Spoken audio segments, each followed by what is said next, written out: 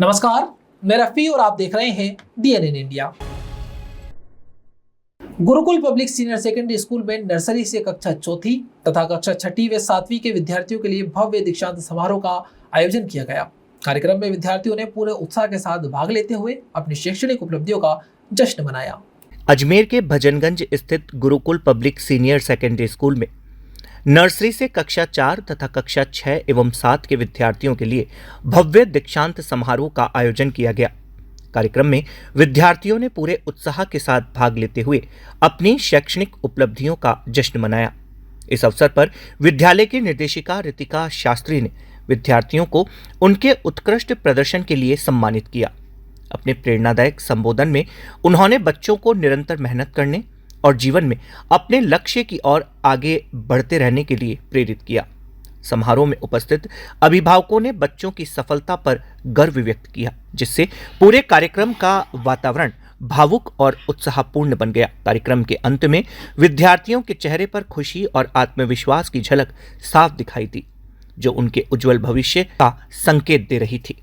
आज Gurukul public senior secondary school की Bhajanganj branch में एनुअल रिजल्ट डे व कॉन्वोकेशन सेरेमनी का आयोजन किया, जिसमें विद्यालय की निर्देशक महोदया श्रीमती रितिका शास्त्री जी द्वारा सभी विद्यार्थियों को मेडल पहना करके सम्मानित किया व NSO और IMO में विजेता रहे विद्यार्थियों को भी मेडल पहना करके सम्मानित किया। इस कार्यक्रम के अंदर अभिभावकों ने भी बढ़ चढ़ के हिस्सा लिया और सभी अभिभावकों ने पूर्ण सहयोग किया और इस कार्यक्रम को सफल बनाया। शिक्षा मंत्री मदन दिलावर मंगलवार दोपहर करीब 1 बजे राजस्थान माध्यमिक शिक्षा बोर्ड कार्यालय पहुंचे, जहां बोर्ड प्रशासक शक्ति सिंह राठौड़ व बोर्ड सचिव गजेंद्र सिंह सहित अन्य अधिकारियों की मौजूदगी में कक्षा 5वीं, 8वीं और 10वीं बोर्ड का परीक्षा परिणाम जारी किया। शिक्षा मंत्री मदन दिलावर मंगलवार दोपहर करीब 1 बजे राजस्थान माध्यमिक शिक्षा बोर्ड कार्यालय पहुंचे, जहां बोर्ड प्रशासक शक्ति सिंह राठौड़ व बोर्ड सचिव गजेंद्र सिंह राठौड़ सहित अन्य अधिकारियों की मौजूदगी में कक्षा 5वीं, 8वीं और 10वीं की बोर्ड परीक्षाओं का परिणाम जारी किया गया। राजस्थान माध्यमिक शिक्षा बोर्ड द्वारा 10वीं का परिणाम जारी होते ही 10,68,109 विद्यार्थियों का लंबा इंतजार समाप्त हो गया। इस बार अजमेर जिले का परिणाम 94.46% दर्ज किया गया, जो पिछले वर्ष के 94.45% से बेहतर रहा। बोर्ड के इतिहास में यह पहला मौका है जब मार्च माह में ही परिणाम घोषित किया गया। खास बात यह भी रही कि इस बार 10वीं का परिणाम 12वीं कक्षा के परिणाम से पहले जारी किया गया है, जो अब तक की परंपरा से बिल्कुल अलग है। इस वर्ष 10वीं बोर्ड परीक्षाएं 12 फरवरी से 28 फरवरी के बीच आयोजित की गई थी।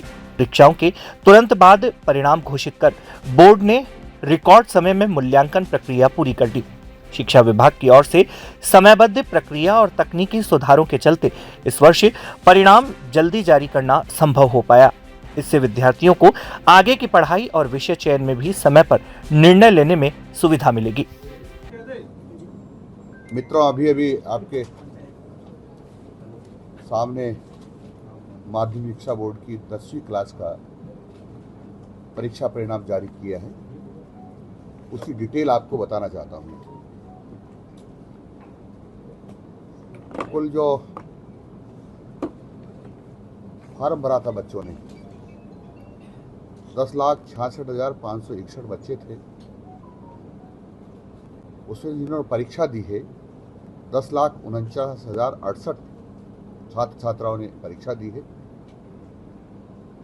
इसमें से प्रथम श्रेणी में पास होने वाले बच्चे 2,72,252 और छात्राएं हैं प्रथम श्रेणी में पास होने वाली 2,83,411। छात्रों का जो पास होने का प्रतिशत है वह है 93.63 और बालिकाओं का है प्रतिशत 94.90। इस प्रकार कुल परीक्षा परिणाम जो है 94.23% रहा है।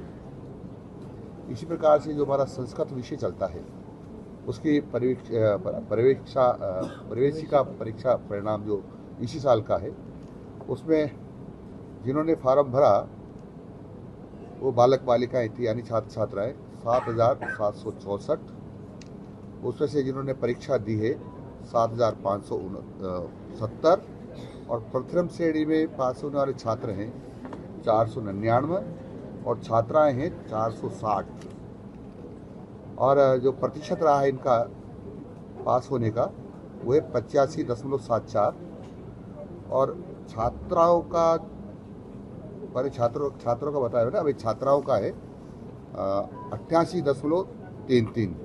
इस प्रकार से कुल परीक्षा परिणाम रहा है 87.11। जिले के नसीराबाद उपखंड स्थित विश्व प्रसिद्ध मसाणिया भैरव धाम राजगढ़ में आयोजित छठ मेला इस वर्ष भी श्रद्धा, आस्था और भव्यता के साथ संपन्न हुआ। मेले में देश प्रदेश से लाखों श्रद्धालु बाबा भैरवनाथ और मां कालिका के दर्शन के लिए पहुंचे।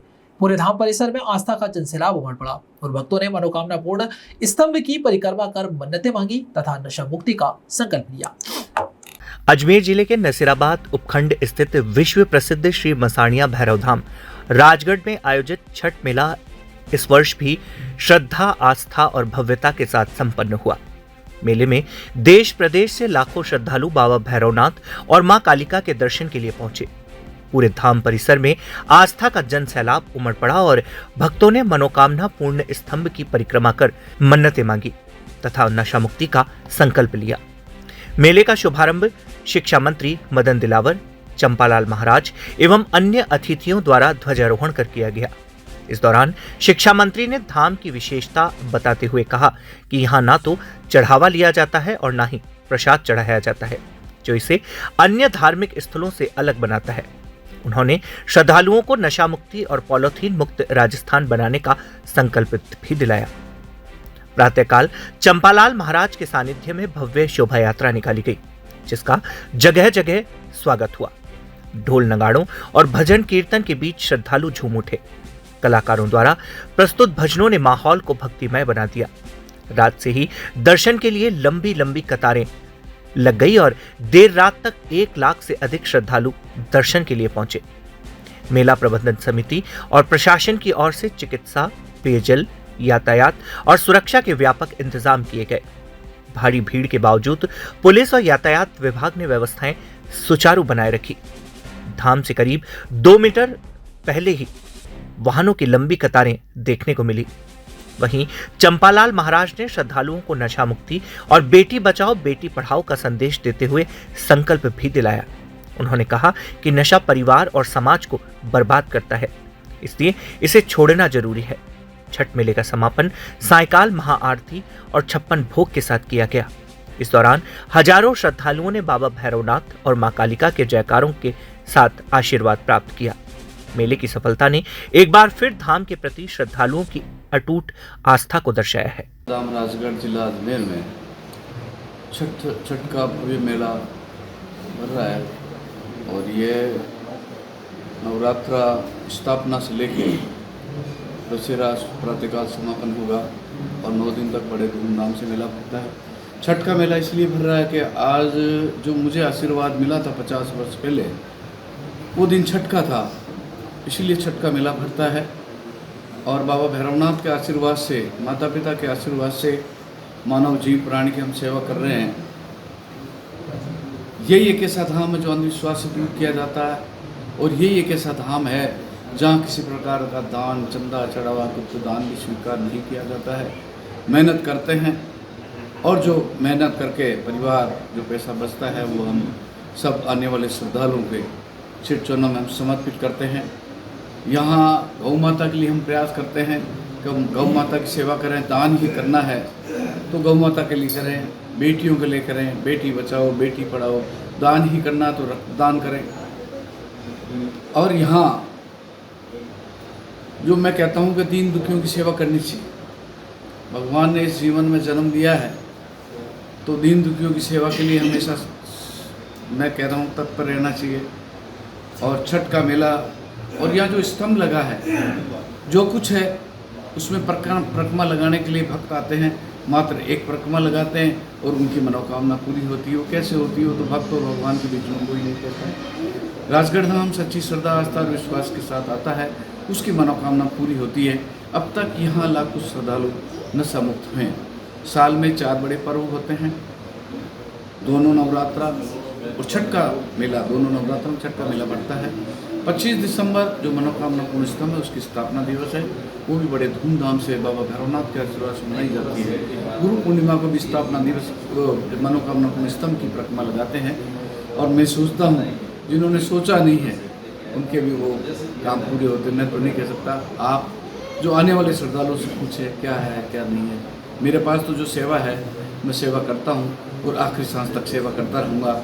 मैं तो, मेरा एक ही कहना है, घर में जिस घर में नशा है मैं सोचता हूँ उस घर की बर्बादी होती है।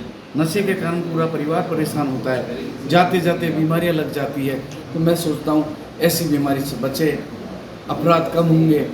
नशे के कारण सब कुछ होते हैं, तो अगर नशा नहीं करेंगे तो अपना परिवार उसी में जीवन जिएगा। यही मेरा बाबा भैरवनाथ से भी ये प्रार्थना करता हूँ, आने वाले भक्तों को ऐसा आशीर्वाद दे, वो जीवन में नशा नहीं करें और परिवार के साथ उसी में जीवन जिए। जय हिंद, जय भारत, जय बाबा भैरवनाथ का आशीर्वाद सबको मिले। हमारे देश में शांति बनी रहे, चैन बनी रहे। नवरात्रा की पश्चिम बंगाल के प्रमुख मुस्लिम नेता हुमायूं कबीर ने अजमेर पहुंचकर दरगाह शरीफ में हाजिरी दी। उन्होंने ख्वाजा मोइनुद्दीन हसन चिश्ती की दरगाह में अकीदत की चादर पेश कर प्रदेश में होने वाले विधानसभा चुनाव में कामयाबी की दुआ मांगी।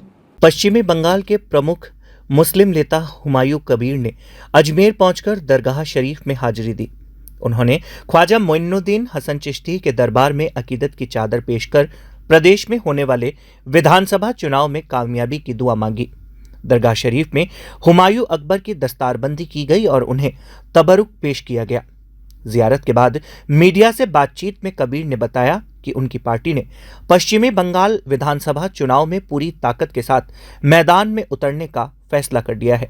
कबीर ने कहा कि उनकी पार्टी ने भवानीपुर सीट से मुख्यमंत्री ममता बनर्जी के खिलाफ अपना प्रत्याशी उतार दिया है। साथ ही उन्होंने असदुद्दीन ओवैसी की पार्टी ऑल इंडिया मजलिस ए इत्तेहादुल मुस्लिम AIMIM के साथ गठबंधन का ऐलान किया है। आम जनता उन्नयन पार्टी के प्रमुख कबीर ने बताया कि उनकी पार्टी 15 सीटों पर उम्मीदवार उतार चुकी है। उन्होंने जानकारी दी कि पूनम बेगम भवानीपुर सीट से ममता बनर्जी और बीजेपी नेता शुभेंदु अधिकारी के खिलाफ चुनाव लड़ेंगी। कबीर ने दावा किया कि AIMIM के साथ मिलकर उनकी पार्टी पश्चिमी बंगाल में सरकार बनाने का प्रयास करेगी। उन्होंने कहा कि अगर मुख्यमंत्री नहीं बन पाए तो डिप्टी सीएम मुस्लिम समुदाय से होगा। मुर्शिदाबाद में बन रही बाबरी मस्जिद को लेकर कबीर ने कहा कि यह इबादत के लिए तैयार की जा रही है। उन्होंने अजमेर शरीफ की जियारत को सुकून देने वाला बताया और कहा कि यहां आकर उन्होंने चुनाव में कामयाबी की खास दुआ की है। अंत में कबीर ने घोषणा की कि 25 मार्च को कोलकाता में उनकी पार्टी और AIMIM संयुक्त प्रेस कॉन्फ्रेंस कर बड़ा राजनीतिक ऐलान करेंगी। 1000 गरीब नवाज को पास आया, मेरा जो नया पार्टी बनाया आम जनता उन्नयन पार्टी। बंगाल को जो चुनाव आ रहा है, चुनाव घोषित किया 23 अप्रैल 29 अप्रैल दोनों डेट मिलके 294 का जो सीट का चुनाव हो रहा है। तो गरीब नवाज जी को पास आया मेरा नया पार्टी। ये पार्टी को थोड़ा मदद करना चाहिए। मेरा सत्ता में आने के लिए मेरे मकसद है, इरादा है आम आदमी को लिए ज़्यादा से ज़्यादा डेवलपमेंट करने के लिए मेरा ख्वाजा गरीब नवाज को पास आया। मगरबी बंगाल के अंदर आप अपना सीएम बनाने की कोशिश कर रहे हैं और इस हिसाब से गठबंधन किया। जी जी, वो मेरा गठबंधन होगी, वो वैसी साहब का जोड़ के मैं चल रहा हूँ। 25 तारीख को प्रेस कॉन्फ्रेंस भी रखी, क्या बड़ा ऐलान किया जाएगा? वो तो वैसी साहब मेरा बड़ा भाई है, वो बड़ा भाई के तरफ मानते हैं, वो भी कलकत्ता में जा रहे हैं। तो जाने के बाद वो बड़ा भाई जो निर्णय लेगी वही मेरा हिसाब से चलेगी। आप बीजेपी में भी रहे हैं, उसके बाद आपने तृणमूल कांग्रेस में। हाँ, उसी टाइम और TMC का जो पुलिस प्रशासन वाला जो आम आदमी को ज्यादा से ज्यादा जुल्म कर रहा है, तो रोकने के लिए मैं बीजेपी में शामिल हुआ। तो बाद में वो बीजेपी छोड़ के अपना क्या लगता है बाबरी निर्माण के बाद में काफी आपको जो है हाँ, सारा बंगाल में वो जो आम आदमी है बाबरी मस्जिद जो काम चल रहा है ना, इसके लिए पूरे बंगाल को जो मुसलमान आबादी है, ये सबसे ज़्यादा से ज़्यादा मेरा को ऊपर विश्वास बढ़ गया। वो मेरा मदद कर रहा है, वो जहाँ जा रहा है उनको इतना सपोर्ट मिल रहा है। इंशाल्लाह इनको मेरा फायदा तो होना चाहिए, मुसलमान को ज़्यादा से ज़्यादा सपोर्ट भी मिलना चाहिए। ममता दीदी के सामने भी अपना कैंडिडेट खड़ा करा, 15 कैंडिडेट आपने अनाउंस कर दिए हैं। जी, वो तो 154 कैंडिडेट में अनाउंस कर दिया। बाकी कल परसों 25 तारीख को असदुल्ला वैसी सर मेरा बड़ा भाई है, वो मौजूद है कलकत्ता। विश्व क्षय रोग दिवस के अवसर पर मंगलवार को अजमेर में स्वास्थ्य विभाग की ओर से टीबी रोग के प्रति जन जागरूकता फैलाने के उद्देश्य से एक रैली का आयोजन किया गया। रैली का शुभारंभ स्वास्थ्य संकुल भवन CMHO ऑफिस से किया गया, जिसे विभागीय अधिकारियों ने हरी झंडी दिखाकर रवाना किया। विश्व क्षय रोग दिवस के अवसर पर मंगलवार को अजमेर में स्वास्थ्य विभाग की ओर से टीबी रोग के प्रति जागरूकता फैलाने के उद्देश्य से एक रैली का आयोजन किया गया। रैली का शुभारंभ स्वास्थ्य संकुल भवन CMHO ऑफिस से किया गया, जिसमें विभागीय अधिकारियों ने हरी झंडी दिखाकर रैली को रवाना किया। रैली शहर के विभिन्न मार्गों से होकर गुजरते हुए पुरानी चौपाटी पहुंचकर संपन्न हुई।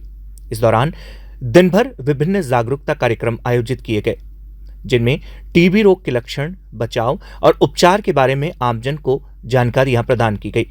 कार्यक्रम के दौरान स्वास्थ्य विभाग के संयुक्त निदेशक संपत सिंह जोधा एवं CMHO डॉक्टर ज्योत्सना रंगा ने नर्सिंग कर्मियों और आशा सहयोगिनियों को संबोधित करते हुए सेवा भाव का संदेश दिया। उन्होंने कहा, स्वास्थ्य सेवाओं में कार्यरत कर्मचारी केवल करियर बनाने के लिए नहीं, बल्कि समाज की सेवा के लिए यहाँ है।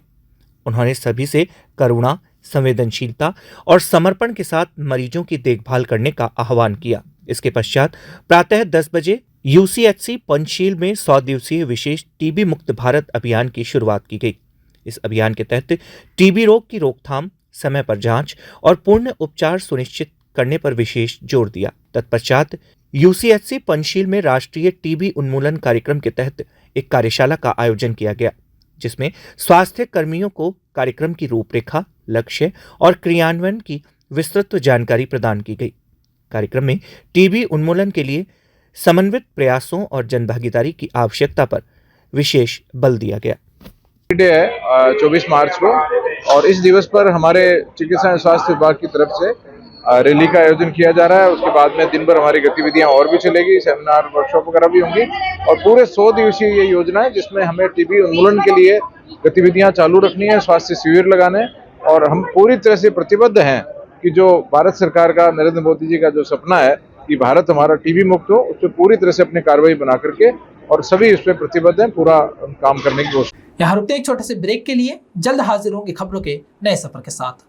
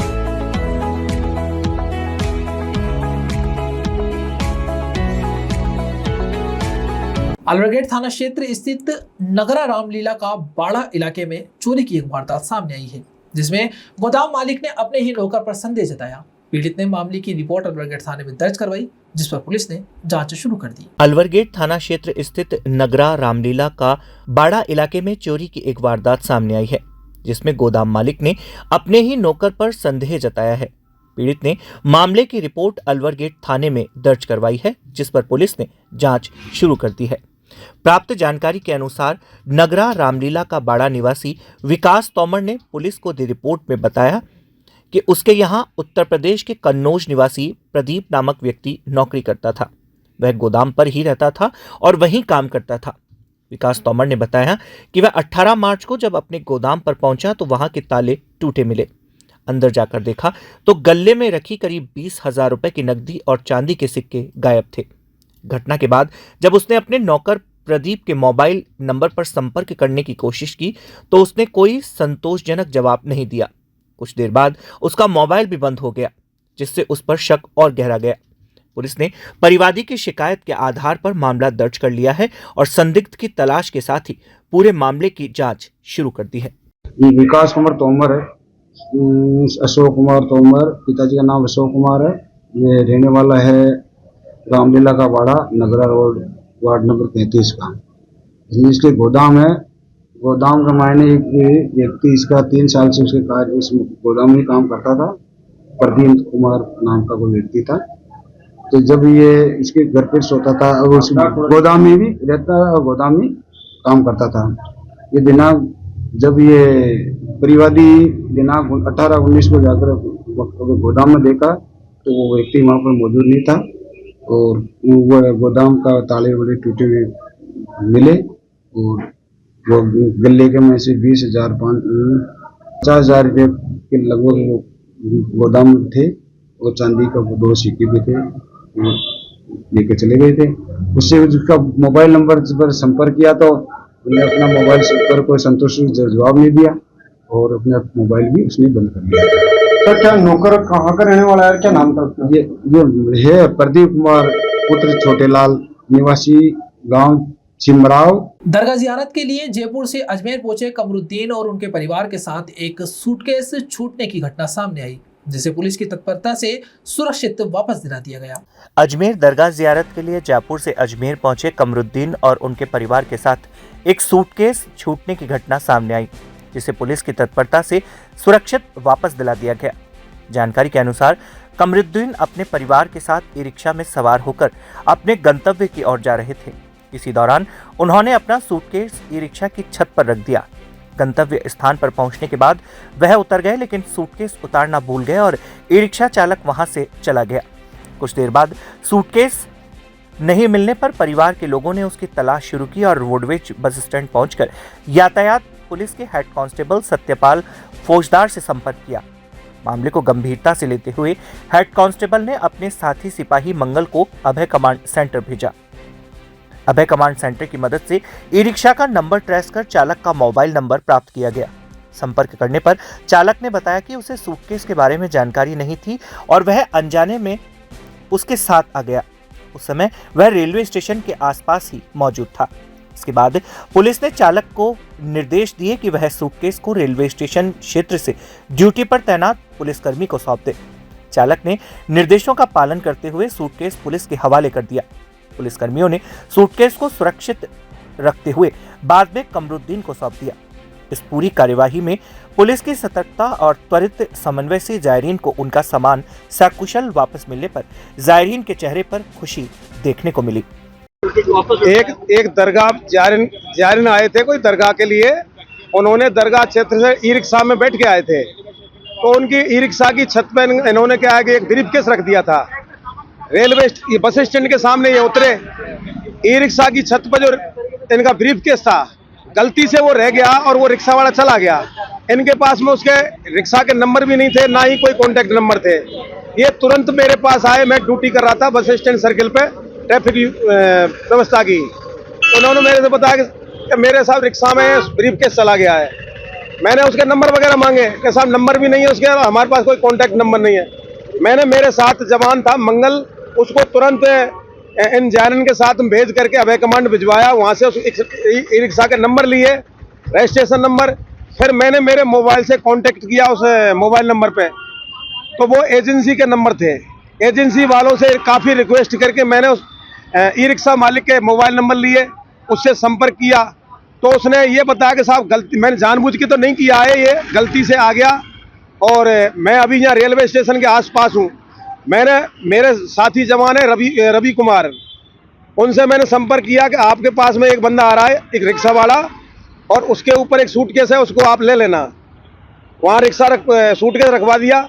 मैं और मेरा साथी मंगल और इनके जारन को साथ लेकर के इनका सूटकेस मिल गया, मैंने इनको संभला दिया। इसमें कोई कीमती सामान, ज्वेलरी वगैरह बता रहे हैं, ये देखा तो मैंने भी नहीं है, लेकिन सुरक्षित मिल गया है। मैं चाहता हूँ, इन्होंने हमारी बहुत मदद की थी, काफ़ी टाइम बहुत मदद करी, छानबीन करी, उन्होंने फ़ोन वगैरह घुमाए, रेलवे स्टेशन के वहाँ जाके मेरा सुरक्षित मुझे मिल गया, सही सलामत मिल गया मेरे। ये करीब 12:40 की कार्रवाई। हमारे को मिल गया है 1 घंटे, आधा घंटे मिल गया सर हमारे, 1 घंटे में। जयपुर यहाँ घूमने के दरगाह में आते हैं हम लोग, फातिहा पढ़ने के आते हैं दरगाह में। एमडीएस यूनिवर्सिटी में परीक्षा के दौरान कथित अनियमितताओं को लेकर छात्र राजनीति गर्मा गई है। इस मुद्दे को लेकर एनएसयूआई के जिला देहात अध्यक्ष ने विरोध दर्ज कराने के लिए प्रदेश के डिप्टी सीएम प्रेमचंद बेरवा को ज्ञापन सौंपने का प्रयास किया। एमडीएस यूनिवर्सिटी में परीक्षा के दौरान कथित अनियमितताओं को लेकर छात्र राजनीति गर्मा गई है। इस मुद्दे को लेकर एनएसयूआई के जिला देहात अध्यक्ष ने विरोध दर्ज कराने के लिए प्रदेश के डिप्टी सीएम प्रेमचंद बेरवा को ज्ञापन सौंपने का प्रयास किया। हालांकि ज्ञापन देने से पहले ही क्लॉक टावर थाना पुलिस ने अंकित घारू को हिरासत में ले लिया। पुलिस की इस कार्यवाही के बाद मौके पर मौजूद कार्यकर्ताओं में रोष फैल गया। अंकित घारू को हिरासत में लिए जाने की खबर मिलते ही कांग्रेस के कई कार्यकर्ता और पदाधिकारी क्लॉक टावर थाने पहुंच गए। वहां पहुंचकर उन्होंने पुलिस कार्यवाही और राज्य सरकार के खिलाफ जोरदार नारेबाजी की। कार्यकर्ताओं ने आरोप लगाया कि छात्रों के हितों की आवाज उठाने पर सरकार और प्रशासन दमनकारी रवैया अपना रही है। उन्होंने कहा कि यह लोकतांत्रिक अधिकारों का हनन है। एनएसयूआई कार्यकर्ताओं का कहना है कि विश्वविद्यालय में आयोजित परीक्षाओं के दौरान कई प्रकार की अनियमितताएं सामने आई हैं, जिनमें परीक्षा प्रबंधन की कमी, समय व्यवस्था में गड़बड़ी और अन्य प्रशासनिक खामियां शामिल हैं। छात्र संगठन इन समस्याओं के समाधान की मांग कर रहा था और इसी सिलसिले में ज्ञापन देने की योजना बनाई गई थी। प्रदर्शन कर रहे कार्यकर्ताओं ने राज्य की बीजेपी सरकार पर आरोप लगाते हुए कहा कि छात्रों की समस्याओं को नजरअंदाज किया जा रहा है। उन्होंने चेतावनी दी कि यदि जल्द ही इन मुद्दों का समाधान नहीं किया गया तो आंदोलन को और तेज कर दिया जाएगा। लोकतंत्र में एमडीएस यूनिवर्सिटी को लेकर के जिस तरह से वहाँ छात्र कॉपियाँ चेक कर रहे थे, उसको मामले को लेकर के प्रेमचंद बेरवा जी हमारे मुख्यमंत्री आए हुए थे, तो गवर्नमेंट कॉलेज वहाँ ज्ञापन देने गए थे। लेकिन ज्ञापन देने से पहले जब वहाँ पहुँचे तो वहाँ प्रशासन का पूरा जाब्ता, जिस तरीके से उनको वहाँ से उठा करके लाए, बाल पकड़ करके लेकर के आना, गालियाँ बकना, वीडियो में हमारे पास गालियाँ भी है, बाल पकड़ करके उसको गाड़ी में डालना। जबकि जिलाध्यक्ष है 151 विषयों पर आज तक भी लगी हुई है, छात्रों के लड़ाई में आगे रहता है। और हम लोग जब कलेक्टर थाने में पहुंचे तो सीआई साहब का रवैया इतना खराब था कि आज आप यहाँ से चले जाओ, नहीं तो तुम सब पर मुकदमा दर्ज कर दूंगा। लोकतंत्र में अब लोगों के हक की लड़ाई लड़ना, ये सब चीज है। लेकिन उसके बाद भी सीआई साहब ने जिस तरीके से बीजेपी के इशारों पर या किसके इशारों पर इस तरीके से जो घटना घड़ी, आज यहाँ पर सारे साथी बैठे हुए हैं यहाँ पर, जब तक सीआई साहब यहाँ पर सार्वजनिक रूप से आकर के माफी नहीं मांगेंगे और आगे भविष्य में हमारे किसी भी कार्यकर्ता को इस तरह से बदतमीजी होती है, या तो लिख करके देखे ऐसे किसी कार्यकर्ता बदतमीजी नहीं होगी, नहीं तो हमारे प्रदर्शन यही बैठे रहेंगे, चाहे रात हो जाए चाहे सुबह जाए, हम लोग यही बैठे रहेंगे। महर्षि दयानंद सरस्वती विश्वविद्यालय में मंगलवार को आयोजित फैकल्टी डेवलपमेंट वर्कशॉप में राजस्थान के डिप्टी सीएम और उच्च शिक्षा मंत्री डॉक्टर प्रेमचंद बेरवा ने शिरकत की। इस दौरान उन्होंने विश्वविद्यालय की उपलब्धियों की सराहना करते हुए नई शिक्षा नीति के प्रभावी क्रियान्वयन को लेकर बड़ी बात कही। महर्षि दयानंद सरस्वती विश्वविद्यालय में मंगलवार को आयोजित फैकल्टी डेवलपमेंट वर्कशॉप में राजस्थान के डिप्टी सीएम और उच्च शिक्षा मंत्री डॉक्टर प्रेमचंद बेरवा ने शिरकत की। इस दौरान उन्होंने विश्वविद्यालय की उपलब्धियों की सराहना करते हुए नई शिक्षा नीति के प्रभावी क्रियान्वयन को लेकर बड़ी बात कही। महर्षि दयानंद सरस्वती विश्वविद्यालय में आयोजित कार्यशाला को संबोधित करते हुए डिप्टी सीएम डॉक्टर प्रेमचंद बेरवा ने महर्षि दयानंद सरस्वती की महान परंपराओं का उल्लेख किया। उन्होंने कहा कि विश्वविद्यालय इस गौरवशाली विरासत को जीवंत बनाए हुए है और शिक्षा के क्षेत्र में निरंतर उत्कृष्ट कार्य कर रहा है। मुख्य अतिथि के रूप में संबोधित करते हुए बेरवा ने कहा कि यह फैकल्टी डेवलपमेंट वर्कशॉप प्रदेश के शिक्षा जगत में एक नई मिसाल है। उन्होंने विशेष रूप से बताया कि एमडीएस राजस्थान का पहला विश्वविद्यालय है जिसने राष्ट्रीय शिक्षा नीति 2020 के अनुरूप अध्यादेश बनाकर उन्हें संस्थागत रूप दिया है। उन्होंने देश के प्रधानमंत्री नरेंद्र मोदी के विकसित भारत के संकल्प को साकार करने के लिए शिक्षकों से एकजुट होकर कार्य करने का आह्वान किया। बैरवा ने कहा कि शिक्षा के क्षेत्र में समन्वित प्रयास ही देश की नई ऊंचाइयों तक ले जा सकते हैं। कार्यशाला की अध्यक्षता करते हुए कुलगुरु प्रोफेसर सुरेश कुमार अग्रवाल ने विश्वविद्यालय की उपलब्धियों और भविष्य की योजनाओं पर प्रकाश डाला। उन्होंने संस्थान की प्रगति और उत्कृष्टता के प्रति अपनी प्रतिबद्धता को दोहराया। आज अजमेर यूनिवर्सिटी में एनईपी को लेकर एनईपी 2020 को हम क्रियान्वयन करने के लिए आज ये वर्कशाला है और आज पूरे दिन सभी विद्वानों के विचार लेकर और सभी संस्थानों में इसको लागू करें, इसको लेकर ये वर्कशॉप हो रही है। और मैं आपके माध्यम से भी यही निवेदन करूंगा कि ये एनईपी 2020 को हम ज़्यादा से ज़्यादा लागू करें और हमारा विद्यार्थी नौकरी लेने। खबरों के सफर में अभी सिर्फ इतना ही, फिर हाजिर होंगे खबरों के नए सफर के साथ। तब तक के लिए दीजिए इजाजत। नमस्कार।